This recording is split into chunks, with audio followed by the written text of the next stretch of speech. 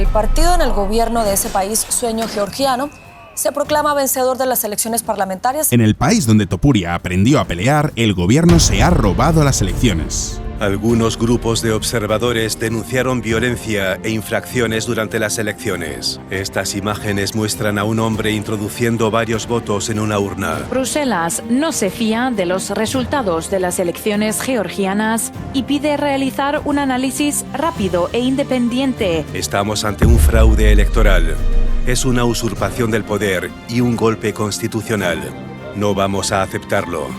Esto no es Rusia, esto no es Venezuela, esto es Georgia. La oposición se niega a aceptar el fraude y la ciudadanía también.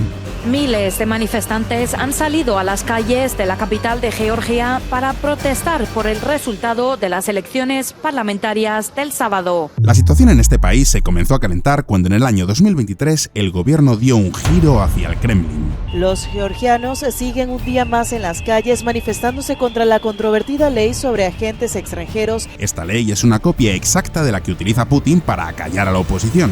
El caos se tomó momentáneamente. El Parlamento de Georgia, donde los legisladores debatían sobre el polémico proyecto de ley de agentes extranjeros. Esta ley ha puesto fin al sueño de muchos georgianos, entrar en la Unión Europea. El proceso de integración de Georgia en la Unión Europea ha sido suspendido. Siento que todo por lo que trabajaron mis padres y mis abuelos se desmorona. Georgia está cada vez más cerca de la órbita de Moscú y esta vez no ha hecho falta enviar a los tanques. En agosto pasado, Rusia hizo una demostración de poder militar aplastando al ejército de Georgia. ¿Qué está pasando en Georgia? En el vídeo de hoy te lo cuento. Georgia se encuentra entre la espada y la pared, o mejor dicho, entre Rusia y Europa. Antes de la invasión de Ucrania, los georgianos ya sufrieron la visita de los tanques rusos. Ocurrió en 2008. Desde entonces hay dos regiones en Georgia conquistadas por los rusos. Después vino un gobierno proeuropeo, el de Mikhail Saakashvili, y luego vino el prorruso. ¿Cómo pueden votar a un prorruso cuando Rusia les ha invadido parte del país? Simple. El partido Sueño Georgiano proponía una de cal y una de arena. A veces eran prorrusos y otras eran proeuropeos, y mientras tanto prometían paz y estabilidad hasta que llegamos a 2024. Este año, el gobierno de Georgia ha tomado partido definitivamente por los rusos, y ya sabéis lo que eso significa: censura, persecución de opositores, etc. Y así es como llegamos a las elecciones del 26 de octubre. Elecciones que ha ganado el partido prorruso. ¿Cómo lo han hecho? Simple. Un fraude de proporciones bolivarianas. El partido prorruso dice que ha arrasado. La oposición no se lo cree. Y mientras tanto, Putin tiene un nuevo estado títere. Un país pequeño, de solo 3,7 millones de habitantes, pero que, como veremos luego, tiene mucha importancia geopolítica. En estas elecciones del 26 de octubre, el país iba a decidir qué rumbo tomar. Si acercarse más a la órbita del Kremlin o si, por el contrario, seguir su camino para integrarse en la Unión Europea. El problema: que el partido gobernante ha cometido un fraude obsceno y a la vista de todos. Eso explica que en el momento en el que hago este vídeo, Georgia está viviendo su propio Euromaidán. La pregunta es, ¿por qué esto es tan importante? ¿Qué interés tiene Rusia en un país de menos de 4 millones de habitantes? ¿Es posible que Georgia pase al lado europeo? ¿Y qué significaría todo esto exactamente? Hoy vamos a responder a estas preguntas, pero antes... No visitarías Chernóbil sin llevar la protección adecuada, ¿verdad? Sin embargo, ¿por qué lo haces en Internet? Exacto. Aunque en Internet no tengamos riesgo de radiación, sí tenemos riesgo de ataques de malware, phishing, hackers y, por supuesto, las cookies de seguimiento. Pero tranquilos, porque existe una escafandra protectora y su nombre es NordVPN. Ya sabéis que usar una VPN es muy importante por la seguridad, para prevenirse de ataques de phishing, de malware y bla bla bla. Pero lo mejor de todo es que te permite disfrutar de Internet al 100%. No solo eso, NordVPN tiene una herramienta muy útil llamada Monitoreo de la Dark Web que te avisa si encuentran tu contraseña en páginas web clandestinas. Y por si todo esto fuera poco, NordVPN también tiene la protección contra amenazas Pro que bloquea los sitios que tienen malware, phishing y todas esas cosas que es mejor evitar. Vamos, que tienes una navegación mucho más segura. Pero lo más importante es que puedes ver el contenido que está bloqueado en tu país. Hablamos de medios de comunicación críticos con el gobierno de donde vives, libros e ideas que puede que estén restringidas allí donde estás. Cuando empieces a utilizar una VPN y te conectes desde otros países, empezarás a ver la cantidad de cosas que te estabas perdiendo antes. Por ejemplo, Gracias a NordVPN, yo puedo encontrar mucha más información para mis vídeos. Y como no podía ser de otra manera, aquí llega la super oferta que os traigo. Básicamente, si os descargáis NordVPN utilizando el link que os dejo aquí abajo en la descripción y os hacéis el plan de 2 años, os regalan otros 4 meses completamente gratis. Y por supuesto, si no quedáis satisfechos en los primeros 30 días, os devuelven el dinero. Ojo, esta es una oferta única para los que me seguís, así que no olvidéis entrar desde el link que os dejo en la descripción, nordvpn.com/solofonseca. No solo estaréis apoyando este canal, sino que además tendréis esos 4 meses gratis en el plan de 2 años, que no está nada mal. Así que ya sabéis, no esperéis más y pinchad en el link de la descripción para empezar a disfrutar de internet seguro y sin límites. Y ahora sí, vamos a ver un poco de historia. Soy Fonseca y bienvenidos a mi canal.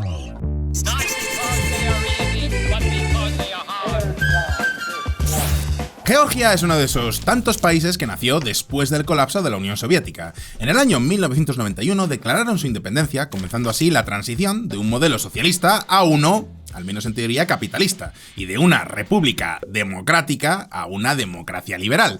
El problema es que el nuevo presidente de Georgia, Zviad Gamsajurdia, asumió el cargo en abril de ese año, 1991, y en diciembre fue depuesto por un golpe de estado. Y así es como comenzó la guerra civil georgiana. La arteria principal de Tiflis se ha convertido a tiempo completo en un campo de batalla, una guerra de aficionados, como reconocen unos y otros, y el Palacio del Parlamento, asediado desde hace 11 días en una fortaleza donde se refugia el presidente Zviad Gamsajurdia. A lo que se sumó el hecho de que las regiones de Abjasia y Osetia del Sur declararán su independencia. Las etnias de estas dos regiones no querían formar parte del nuevo Estado georgiano, sino que querían crear uno propio. Vamos, que Georgia estaba viviendo una situación muy parecida a lo que pasó en los Balcanes, pero la cosa no se quedó aquí. ¿Quién creéis que salió en apoyo de estas nuevas repúblicas de Abjasia y Osetia del Sur? Exacto, Rusia. Este fue el primer conflicto donde el Kremlin puso en práctica su estrategia de los hombrecillos de verde, es decir, enviar tropas sin identificación haciéndolas pasar por guerrilleros abjasios. Conclusión. Tras su independencia, Georgia decide enviar tropas a Abjasia para evitar una secesión. En 1993, estas son expulsadas tras una guerra sangrienta. La mayoría de los georgianos se van de Abjasia. En aquella época, solo una quinta parte del 500.000 de habitantes de la región son abjasios de origen. Y claro, si solamente una quinta parte de la población de Abjasia son autóctonos, no les quedó otra que llevar a cabo una limpieza étnica. Más de 250.000 georgianos fueron expulsados de sus tierras y otros 6.000 fueron directamente masacrados a manos de los grupos separatistas con el apoyo de Moscú. Y en Osetia del Sur, pues ocurrió 3/4 de lo mismo. Este territorio, de mayoría prorrusa, perteneció a Georgia durante décadas mientras existía la Unión Soviética, pero cuando esta colapsó en 1991, automáticamente decidió independizarse de Georgia. La situación no empezó a calmarse hasta que en el año 1993 se llegó a un alto el fuego con Rusia. Como lo oís, Rusia fue la encargada de llegar a un acuerdo entre el gobierno de Georgia y el de los estados secesionistas, ahora bajo la tutela del Kremlin. Eso sí, la situación dentro de Georgia seguía siendo un auténtico caos. Los atentados entre los partidarios de Zviad y el nuevo gobierno de Eduard Shevardnadze, el antiguo gerifalte de la Unión Soviética, eran el pan nuestro de cada día. No fue hasta el año 2003 cuando Georgia dio un giro de 180 grados. ¿A qué me refiero? Pues sí, me estoy refiriendo a la Revolución de las Rosas.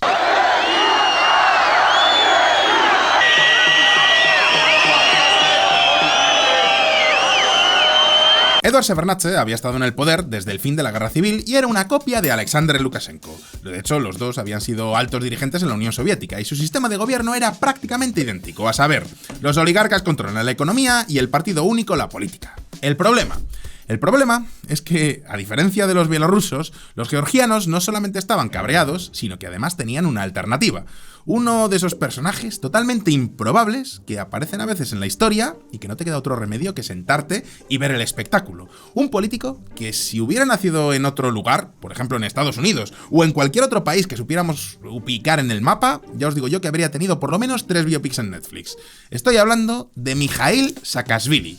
De verdad, quedaos con este nombre, buscadle en Google porque su biografía es apabullante.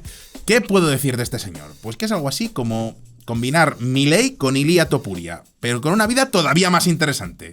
De verdad que no exagero para nada. Ahora mismo lo vamos a ver. Invadidos y humillados. Antes de seguir, si eres nuevo en este canal, permíteme que te recuerde que sacamos vídeos nuevos todas las semanas. Los telediarios te cuentan las noticias, yo te cuento la historia. Si te interesa la política internacional, la geopolítica o la economía, todo ello alineado con un poquito de sarcasmo y de humor negro, este es tu sitio. Así que ya sabes, suscríbete y dale a la campanita para no perderte ninguna de nuestras actualizaciones. Y ahora sí, sigamos con la historia de hoy. El primer deber de un revolucionario es ganar, y Saakashvili no solo se quedó encabezando protestas, es que además consiguió obligar al gobierno a repetir las elecciones y obviamente arrasó. Mikhail Saakashvili es un presidente amado por su pueblo, desde que reemplazó a Eduard Shevardnadze como presidente de la República de Georgia. En solo 7 años, Saakashvili consiguió hacer lo que Milei quiere lograr en Argentina, cambiar el país de arriba abajo. 7 años fueron suficientes para que Georgia pasara de ser la cuna de Stalin, porque sí, Joseph Stalin nació en Georgia, y además era un país en mitad que acababa de salir de una guerra civil, un país que solo visitaban los reporteros de guerra, a esto. Diría que la seguridad en Georgia parece bastante mejor que en cualquier otro país europeo que haya estado. Creo que este tipo de comentarios sobre todo se debían a que Georgia tiene, digamos, la fama de haber tenido una de las peores mafias de la historia, la mafia georgiana. Para los que no lo sepáis, este señor es Elías Gutiérrez, más conocido como Zeros, uno de los mejores jugadores de póker del mundo, y ha estado viviendo varios años en Georgia. ¿Por qué? ¿Tanto le gusta el cachapuri? Pues no, es que Georgia se ha convertido en una de las mecas de los nómadas digitales. Tienen impuestos bajos, poca burocracia, seguridad y un coste de vida relativamente bajo, pero sin duda alguna, el mejor ejemplo del progreso de Georgia es la ciudad de Batumi.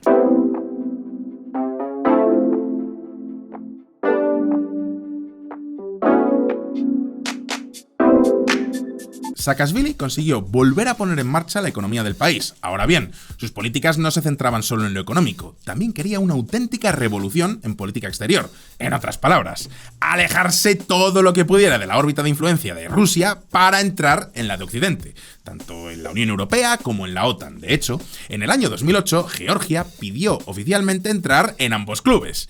Lo que vino después te sorprenderá. Ninguna respuesta encontraron en Moscú los llamados de la Unión Europea y Estados Unidos para que Rusia suspenda sus ataques a Georgia. Unas semanas después, Rusia mandó a sus tropas, ya sabéis, la misma monserga que con Ucrania, que la OTAN quiere rodear a Rusia para poderle invadir algún día. Y claro, la primera potencia nuclear, que Rusia, necesita su espacio vital para sentirse segura, su Lebensraum, que diría el pintor austriaco. Así que Putin reconoció la independencia de Abjasia y de Osetia del Sur para reconocer sus derechos, o sea, los derechos de sus minorías rusoparlantes que estaban muy oprimidas cual binaria fuera de su espacio seguro. ¿Y qué hizo Estados Unidos y Europa en este caso? Pues decir que estaban muy deeply concerned. Tan deeply concerned estaban que no hicieron nada. A fin de cuentas, antes de Topuria, ¿sabía alguien dónde estaba Georgia? El país, no el estado de Estados Unidos. Pues eso. La Fiscalía del TPI solicita la apertura de una investigación sobre el conflicto del verano de 2008 entre Rusia y Georgia, ya que considera que podrían haberse cometido crímenes de guerra y contra la humanidad por ambas partes. Ay, ay, ay, que dicen que se podían cometer crímenes contra la humanidad. ¡Uf! ¿Qué investigación hicieron? Dicen las leyendas que Putin llegó a estar un par de noches sin dormir por esta investigación.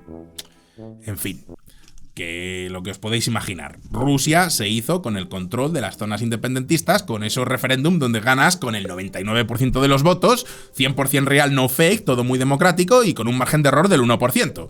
¿Y qué hizo el resto de Georgia que no estaba invadida por Rusia?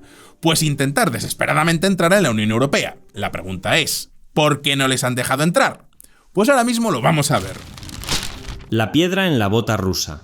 Como ya hemos visto antes, el motivo por el que Rusia atacó Georgia en el año 2008 fue su intento de ingresar en la OTAN. Al fin y al cabo, estamos hablando de un país que tiene menos de 4 millones de habitantes y que está rodeado por países no precisamente pacíficos. Azerbaiyán y Armenia se odian a muerte. Turquía, ya sabéis que sueña con reconstruir el Imperio Otomano. Y en Siria parece que lo están consiguiendo. Y luego tenemos a Rusia, y no a cualquier parte de Rusia. Georgia hace frontera con Chechenia, que es como la Rusia de Rusia. O sea, son chungos hasta para ser rusos. Vamos, que es lógico pensar que los georgianos sueñen con meterse en algún club donde les puedan proteger de algún modo. Si no puede ser la OTAN, al menos la Unión Europea. El país caucásico ha trabajado duro para acercarse al club comunitario y hace un año logró una victoria con la entrada en vigor del acuerdo de asociación. Para este país relativamente pequeño no se trata únicamente de una cuestión de seguridad, es también una necesidad política y económica. El problema es que Putin también quiere impedir a toda costa que Georgia entre en el club comunitario. ¿Por qué? O sea, vale, yo te puedo llegar a comprar lo de que no quieres otro frente con la OTAN, pero impedir que se una a la Unión Europea. Y aquí es donde entra la auténtica razón por la que a Putin le interesa tanto Georgia: el gas natural. Como todos sabéis, la dependencia de la Unión Europea al gas ruso se debe a que este viene por tubería o por gasoducto y es muy barato. Pues bien, Azerbaiyán también es un gran exportador de gas natural y cuenta con un gasoducto que llega hasta Europa. ¿Y por dónde pasa ese gasoducto? Exacto, por Georgia. Desde este sábado está operativo el nuevo gasoducto que traerá gas natural de Azerbaiyán a Bulgaria pasando por Grecia. Tiene una capacidad de 1.000 millones de metros cúbicos anuales. Significa libertad frente a la dependencia de Rusia, ha dicho la presidenta de la Comisión Europea. Y claro, esto Putin también lo sabe, por lo que no dejará que Europa se salga tan fácilmente con la suya. Pensad que el gas es la única carta que tienen Putin y los rusos para negociar con los países europeos. Perderla sería casi peor que perder Crimea. Por eso, el Kremlin está haciendo todo lo posible por convertir a Georgia en Bielorrusia 2.0. Así además mata a 3 pájaros de un tiro, porque conseguiría una carta con la que meter presión tanto a la Unión Europea como a Azerbaiyán y a Turquía, que es el encargado de mandar el gas azerí a Europa. Vladimir Putin ha propuesto a Recep Tayyip Erdogan que Turquía sirva como base para la exportación de gas ruso. Rusia considera a Turquía como el socio más fiable para suministrar gas a Europa. Y alguno dirá, ¿pero de verdad Rusia se molestaría en organizar un golpe de estado en Georgia solo para evitar que Azerbaiyán le venda su gas a Europa? ¿No tiene suficiente con invadir Ucrania? Y sí, podría parecer que estoy exagerando el interés que tiene Moscú en Tbilisi, o Tiflis, como lo queráis decir, que es la capital de Georgia. Pero hay que recordar una cosa, los gasoductos Nord Stream 1 y 2 ya no pueden ser explotados. Y el único que aún le funciona es el que pasa por Ucrania. Así que ya os digo yo que sí, Putin estaría dispuesto a sacrificar todos sus norcoreanos por controlar ese gasoducto. Pero es que además hay otro motivo. Rusia ha anunciado recientemente que ha obtenido una nueva base naval en el Mar Negro en Ochamchira. La base está ubicada en el noroeste de Georgia, en el territorio abjasio, que Rusia conquistó a Georgia en 2008, cerca de otras bases del ejército ruso allí, y en la vecina Osetia del Sur, otra región conquistada en la guerra de 2008. Esta nueva base representa otro ejemplo del imperialismo ruso en progreso. Rusia empezó la construcción de esta base en el año 2009, apenas un año después de haber liberado la región del malvado imperialismo georgiano. Y de nuevo, tenemos que mencionar a Ucrania. ¿Por qué? Pues porque esta nueva base naval es, junto a Sebastopol, en Crimea, los únicos puertos de aguas calientes con los que cuenta el Kremlin. A excepción también habría que contar el del Mediterráneo en Siria, que tampoco le veo yo mucho futuro. Es decir, que los puede utilizar todo el año estos puertos sin temor a que se congelen. Eso es lo que significa un puerto de aguas calientes. Pero claro, Rusia no puede dividir su ejército para tomar Ucrania y Georgia a la vez. Entonces, ¿qué estrategia está utilizando el Kremlin? Pues ahora mismo lo vamos a ver. El partido de Troya. Tras el alto el fuego con Rusia, Saakashvili volvió a ganar las elecciones, pero en el año 2012 un nuevo jugador entró en escena, el partido llamado Sueño Georgiano, fundado por el hombre más rico del país, el oligarca Bidzini Ivanishvili, más conocido como Boris porque hizo toda su fortuna en Rusia. Lo relativamente poco que se sabe de este hombre es que su fortuna alcanza los 6.400 millones de dólares según Forbes. Para que os hagáis una idea, en 2023 el PIB de Georgia fue de alrededor de 31.000 millones de dólares, es decir, que la fortuna de Ivanishvili equivale al 20% del PIB del país. ¿Cómo llegó a ser tan extremadamente rico en Georgia? Pues veréis, tras la disolución de la Unión Soviética, el futuro fundador de Sueño Georgiano se hizo de oro con la privatización de las empresas públicas. Sus inversiones iban desde el sector de la construcción hasta la metalurgia, pasando por la minería. Es más, llegó a fundar su propio banco, el Rossisky Credit, en el año 1991, y en 2012 decidió adentrarse en el sector de la política. Estas imágenes fueron tomadas en la ciudad de Terjola y muestran un supuesto asalto a las urnas. Pese a todo y a falta de que la Comisión Electoral se pronuncie al respecto, el recuento de votos da una holgada victoria a la formación que dirige el multimillonario Bidzin Ivanishvili. Desde entonces, Sueño Georgiano ha sido el partido gobernante. ¿Y qué pasó con Mikhail Saakashvili? Pues, como os decía, eso daría para un vídeo, pero os hago un resumen. Lo exiliaron. y entonces consiguió la nacionalidad ucraniana. Y como nuevo ciudadano ucraniano, llegó a ser gobernador de la región de Odessa. Y después le volvieron a echar de Ucrania porque se pasó de raya luchando contra la corrupción y pisó unos cuantos callos. Y ahora está de preso político en una cárcel georgiana después de haber hecho una huelga de hambre. Pero sigamos con la historia, porque el partido Sueño Georgiano no era simplemente un partido prorruso. O sea, en realidad nunca se vendió como tal. Ellos mantuvieron casi todas las premisas de Saakashvili, porque después del mega éxito económico de la Revolución de las Rosas, nadie podía ganar unas elecciones proponiendo una marcha atrás. Los georgianos ahora mismo no quieren ni que les suban los impuestos ni que nacionalicen ninguna empresa. Es más, sobre el papel, Sueño Georgiano también estaba a favor de entrar en la OTAN y en la Unión Europea. Atentos. Georgia y la Unión Europea han terminado las negociaciones para crear un área de libre comercio. Forma parte del acuerdo de asociación entre ambas partes, que busca un acercamiento político y económico. Entonces, si piensan prácticamente igual, ¿por qué son partidos políticos distintos que además se llevan así de mal? A mitad del debate los ánimos empiezan a caldear, la presentadora trata de calmarles, pero cuando el representante del Partido del Sueño Georgiano insulta al parlamentario Grupo de Unidad Nacional, ya ven, es imposible evitar ese enfrentamiento. Ahora entendéis por qué Topuria es el mejor de la UFC. En Georgia te enseñan a pelear en cualquier sitio, tanto en el cuadrilátero como en el Senado. Pues bien, la diferencia es que Sueño Georgiano quería solucionar los problemas con Rusia negociando. Sí, eran como Volodymyr Zelensky antes de la guerra. Porque, por si alguno no lo sabe, Zelensky ganó las elecciones en 2019 prometiendo una negociación con Putin. ¿Cómo pasa el tiempo?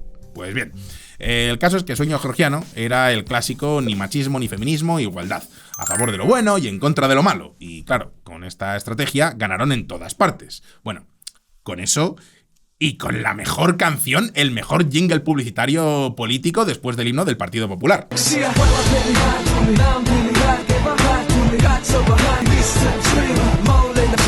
Sí, esta es la canción que puso el nombre al partido, y el cantante, que parece la versión emo de Draco Malfoy, es el hijo de Ivanishvili. ¿Y qué dice la canción?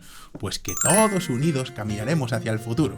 Es decir, que eran más tibios que un votante de Ciudadanos. Es más, hasta llegaron a invitar a la OTAN para hacer maniobras en el país. Maniobras militares de la OTAN junto a fuerzas de Georgia, Ucrania y Azerbaiyán, en una base cerca de Tbilisi. Entonces, ¿cuándo exactamente se pasaron al lado oscuro? Quiero decir, al lado ruso. Y aquí es cuando llegamos a la guerra de Ucrania, porque es que un año después de comenzar la invasión, a principios de 2023, en el Parlamento georgiano comenzó el debate de la ley de agentes extranjeros, o como lo conocen en Georgia, la ley rusa. Y diréis, ¿por qué lo llaman la ley rusa? Pues creo que ya os lo podéis imaginar, porque es una copia al milímetro de la ley que utiliza Putin para acallar a la oposición, cuando se quedan sin Novichok, obviamente. Pero, ¿cómo funciona esta ley? Pues fácil. Los partidos y medios oficialistas reciben enormes cantidades de dinero del Estado. Sin embargo, los opositores no reciben ni un céntimo. Entonces, para poder seguir funcionando, los partidos y grupos opositores tienen que buscar apoyo en el extranjero. Y ahí es cuando les meten en la lista de agentes al servicio de los enemigos de la patria. Y así, ante la más mínima crítica al gobierno, la organización puede recibir multas millonarias que la hagan quebrar o directamente obligarla a disolverse. Este es el caso, por ejemplo, de Memorial, una ONG rusa fundada en la época soviética que contaba con activistas como, por ejemplo, el Premio Nobel de la Paz Andrei Sájarov. ¿Y por qué fue disuelta? Pues porque se dedicaba a preservar la memoria de las víctimas de represiones políticas y documentar violaciones de derechos humanos. Vamos, que eran poco más o menos unos terroristas, según Nicolás Maduro, seguro. Vamos, que mucho aguantó hasta diciembre de 2021.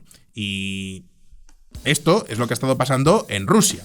En Georgia quieren hacer pues exactamente lo mismo. Y diréis, ¿cómo terminó el debate de la ley rusa en Georgia? Pues de una forma bastante georgiana. Vuelan puñetazos en el Parlamento. El caos se tomó momentáneamente. El Parlamento de Georgia, donde los legisladores debatían sobre el polémico proyecto de ley de agentes extranjeros. Sueño Georgiano pasó de estar a favor de lo bueno y en contra de lo malo a tener un discurso completamente prorruso. Por supuesto que sobre el papel siguen diciendo que no están en contra de entrar en la Unión Europea. pero saben perfectamente que si se aprueba esta ley, se cierran la puerta a cal y canto. No solo eso, para continuar el plagio a la ley rusa, también han sacado una ley LGBT. A Bruselas no le ha gustado ni esa ley ni otra que persigue lo que sus promotores llaman propaganda LGTBI. Como represalia han congelado el acceso de Georgia a la Unión Europea. El problema, pues que la mayoría de los georgianos siguen estando a favor de entrar en la Unión Europea con todo lo que eso significa, incluidos muchos de los votantes del partido Sueño Georgiano, que se creyeron eso de que estamos a favor de lo bueno y en contra de lo malo. Así que toda esta gente ha salido a protestar. La aprobación del proyecto de ley en primera lectura desencadenó violentas protestas ante el Parlamento el martes por la noche. Al menos 66 personas fueron detenidas. El giro fue tan brusco que las tensiones llegaron al propio partido. De hecho, el primer ministro tuvo que renunciar y la presidenta vetó la ley el 18 de mayo. Desde entonces es esta mujer, Salomé Zurabishvili, que defiende la postura proeuropea. Ahora bien, en Georgia el presidente tiene poco poder, así que el Parlamento volvió a reanudar el debate. Conclusión.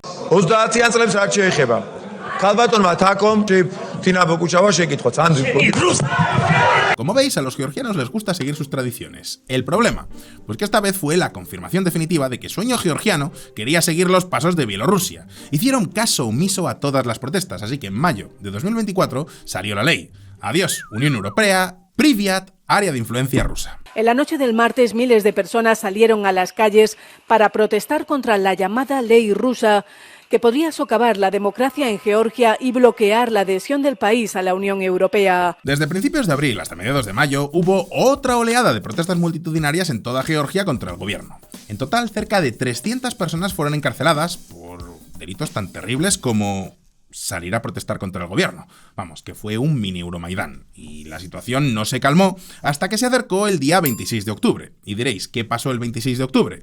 Pues que esa era la fecha donde se celebraban las elecciones parlamentarias. Es decir, que los georgianos dejaron de protestar porque vieron la oportunidad de cambiar el rumbo de su país de forma pacífica. Sin embargo, ya sabéis que el Kremlin jugaba en casa y el pucherazo ya estaba preparado. Pero ¿cómo se llevó a cabo? ¿Y por qué sabemos que el Kremlin estuvo detrás? Pues ahora mismo lo vamos a ver. Pucherazo estilo Venezuela.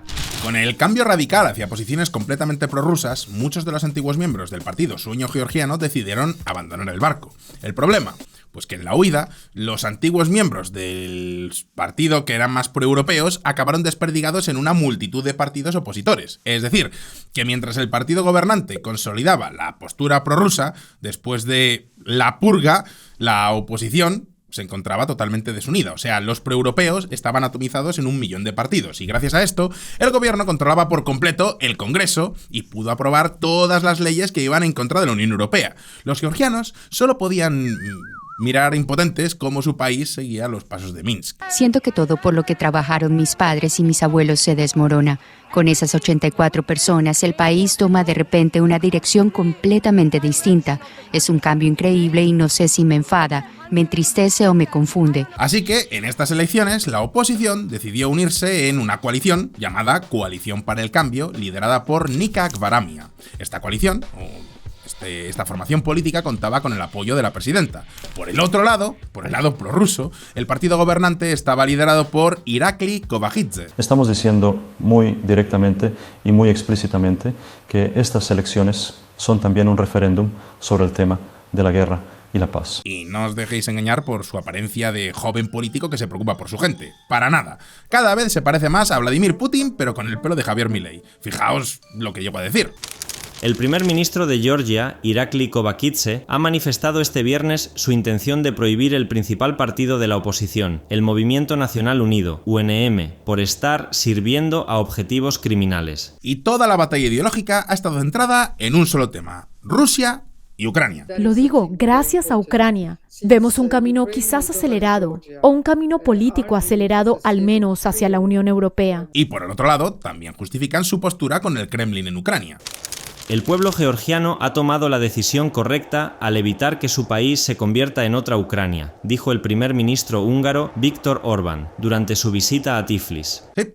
Orbán ha sido el único líder europeo en aceptar el resultado de estas elecciones, pero volviendo al tema, Sueño Georgiano ha basado su discurso en no acabar como en Ucrania. Ya sabéis, no hay mejor democracia que en la que solo puedes votar a un partido si no quieres que te invada Rusia. Y entonces es cuando llegó el día de las elecciones. Apenas se abrieron los centros de votación, empezaron a llegar denuncias de irregularidades por todas partes. Irregularidades como esta. Algunos grupos de observadores denunciaron violencia e infracciones durante las elecciones. Estas imágenes muestran a un hombre introduciendo varios votos en una urna.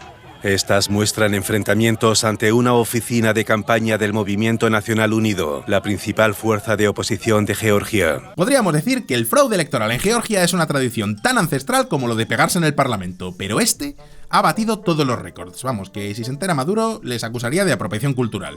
En estas elecciones hemos visto de todo. Compra de votos, amedrentar a los votantes de la oposición, agresiones a los votantes en el día de las elecciones. Vamos, que es que ha sido una copia de lo que hemos visto en Venezuela, incluido con sus propios colectivos chavistas, bueno, en este caso no sé cómo llamarlos, colectivos prorrusos, que se dedicaron durante todo el día a supervisar que las elecciones iban como lo había ordenado Kobajidze, que ya había avisado de que iban a ganar previamente. Eso sí, a diferencia de Venezuela, aquí han tenido al menos la decencia de presentar las actas. Ahora bien, convenientemente falseadas. ¿Y cómo sabemos que esas actas están falseadas?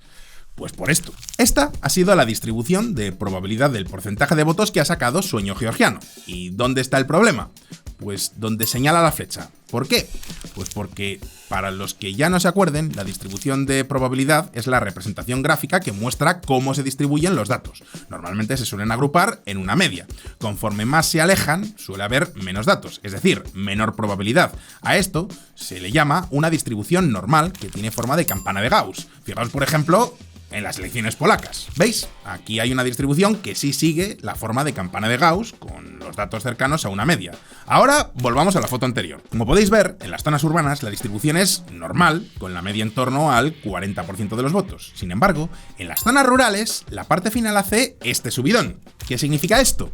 Pues que la probabilidad de que el partido saque entre el 80 y el 100% de los votos es extremadamente alta. A esta anomalía se le conoce como la cola rusa. Y ya os podéis imaginar por qué. Es la mayor evidencia de que ha habido fraude y además han seguido la metodología tradicional del Kremlin. ¿Por qué? Pues porque, para que me entendáis, sería el equivalente a que en tu pueblo la probabilidad de encontrarte con una persona que mida entre 2,5 metros y 3 metros fuera de un 10%.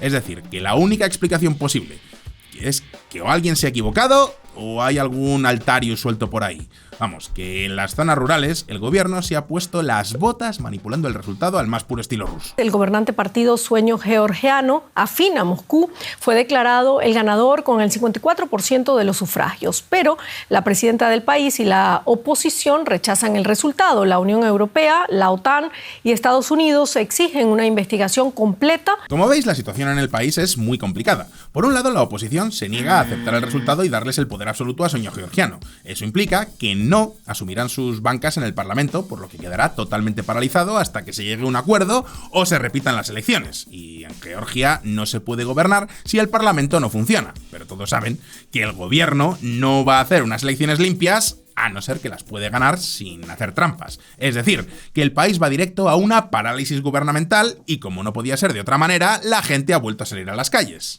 Miles de manifestantes han salido a las calles de la capital de Georgia para protestar por el resultado de las elecciones parlamentarias del sábado. Si se cierra la vía pacífica para cambiar el rumbo, el futuro de Georgia se ve bastante gris. El primer ministro se parece cada vez más a Lukashenko, procurando seguir las indicaciones de Moscú, pero a diferencia de Bielorrusia, los georgianos no tienen a dónde huir. Están rodeados por Turquía y Azerbaiyán. Y ya os digo yo que ninguno de estos dos países quiere el más mínimo contacto con Rusia, y menos por un georgiano.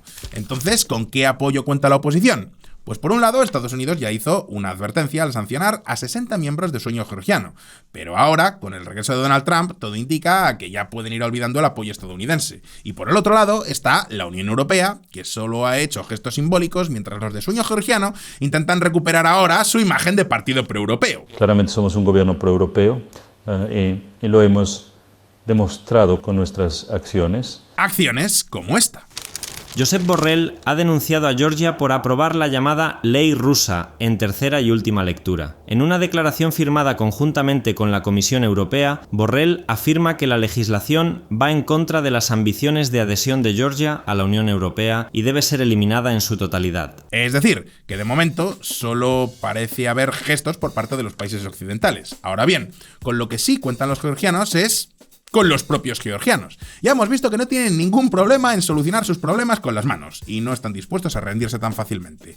La posibilidad de que hagan un Euromaidán es muy alta, sobre todo teniendo en cuenta su experiencia haciendo manifestaciones. Por otro lado, tienen a la Legión Georgiana a su favor. El líder de este grupo de voluntarios, que está luchando en Ucrania contra Rusia, ya se ha pronunciado.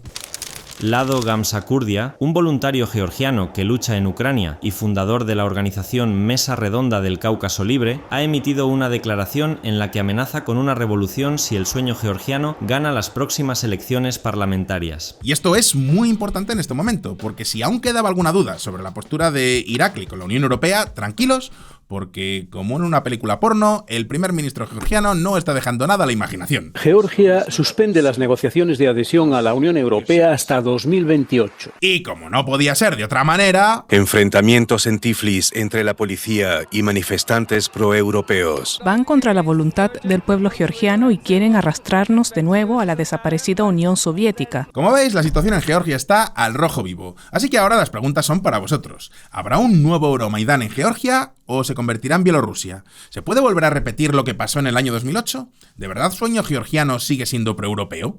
Podéis dejarme vuestra respuesta en los comentarios, pero no os vayáis todavía porque ahora queda la sección más personal de este canal. ¡Vamos con OnlyFons! OnlyFons. Bienvenidos a OnlyFons, la sección donde hago fe de ratas, doy noticias del canal y contesto las preguntas más interesantes que me dejáis aquí abajo en los comentarios. Preguntas como esta.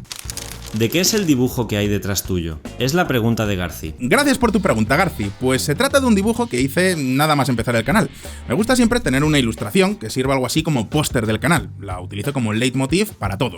Escenario, grafismo, lo que sea. De hecho, la podrás ver en varias partes de todos los vídeos. Y mira, aquí las puedes ver a pantalla completa. Como ves, está inspirado en el cuadro La balsa de la medusa, del pintor francés Théodore Géricault. Y es una metáfora de cómo está el mundo en estos tiempos.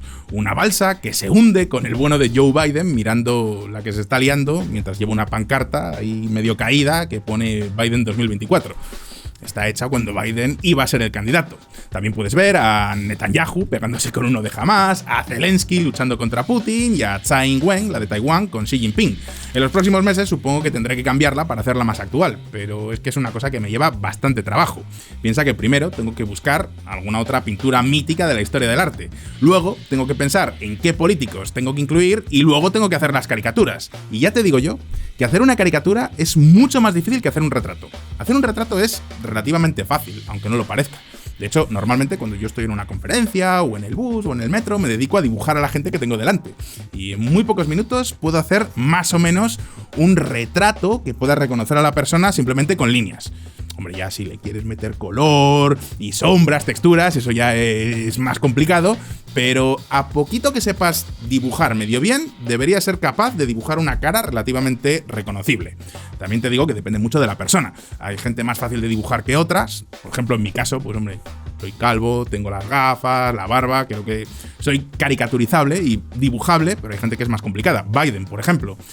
Sin embargo, hacer una caricatura, no os hacéis una idea de lo complicado que puede ser, porque tienes que retratar a la persona, pero luego idealizar su cara, exagerar una parte, exagerar otra y además plasmar su personalidad. Y todo eso a la vez que se le pueda reconocer. Así que tengo muchísimo respeto por todos los humoristas gráficos. Así que bueno, en cualquier caso, en algún momento pues tendré que cambiar aquí la imagen del canal, pero me llevará bastante tiempo. Así que con esto espero haber respondido a tu pregunta y llegados a este punto, recordad que me podéis enviar todas vuestras cuestiones aquí abajo en la sección de comentarios del canal o por Twitter o X a través de mi cuenta personal que es sr_fonseca y poner siempre el hashtag OnlyFons para que la pueda encontrar. Y llegados a este punto, no olvidéis que aquí en Solo Fonseca sacamos vídeos nuevos todas las semanas, así que suscribíos a este canal y dadle a la campanita para no perderos ninguna de nuestras actualizaciones. Si os ha gustado este vídeo, dadle a like y nos vemos en el próximo. Gracias por estar ahí y hasta pronto.